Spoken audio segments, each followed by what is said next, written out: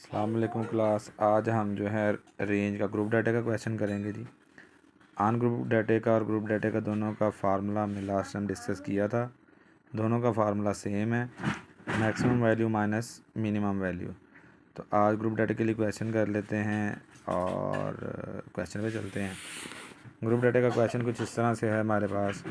Find the range for the following frequency distribution.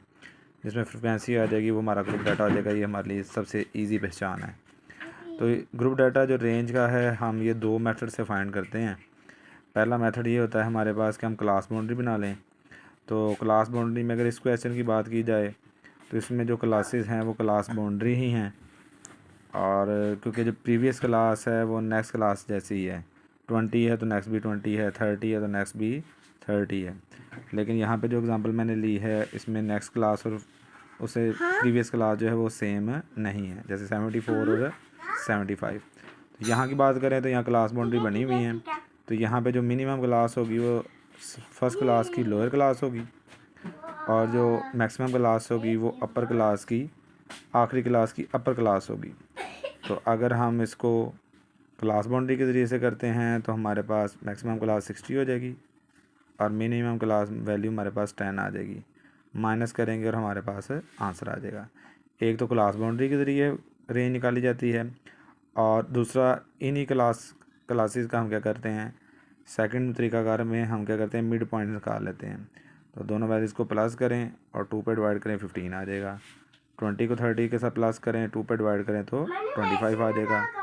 तो यहाँ पे हमारे पास तमाम मिड पॉइंट्स आ गए हैं।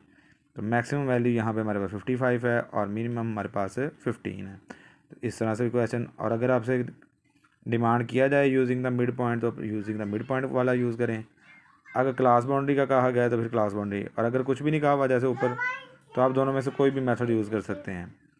तो वैसे आजकल के दौर में ज़्यादातर मिड पॉइंट के तरीके से क्वेश्चन को निकाला जा रहा है। तो यहाँ तो क्लास बाउंड्री सेम थी क्लास।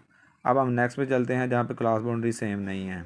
या 74 नेक्स्ट 75, 79 और 80।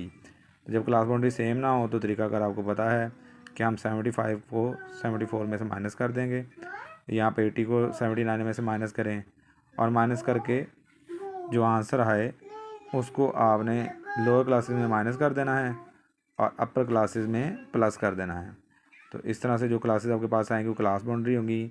अब देखें, अपर क्लास और next lower class, upper class और नेक्स्ट लोअर क्लास सेम है, जैसे यहाँ पे हमें पहले ऑलरेडी क्वेश्चन में दी हुई थी। तो क्लास बाउंड्री के तरीके से यहाँ पे फाइंड करना चाहेंगे हम। तो हमारी जो लोअर क्लास, फर्स्ट क्लास की जो लोअर क्लास होगी वो मिनिमम वैल्यू, और जो आखिरी क्लास की अपर क्लास होगी वो हमारे पास मैक्सिमम वैल्यू। तो सिंपली हम फार्मूले पुट कर देंगे रेंज के, तो हमारे पास फाइनल आंसर आ जाएगा। उम्मीद करते हैं आपको ये बात समझ आ गई होगी। कोई भी क्वेश्चन हो वो आप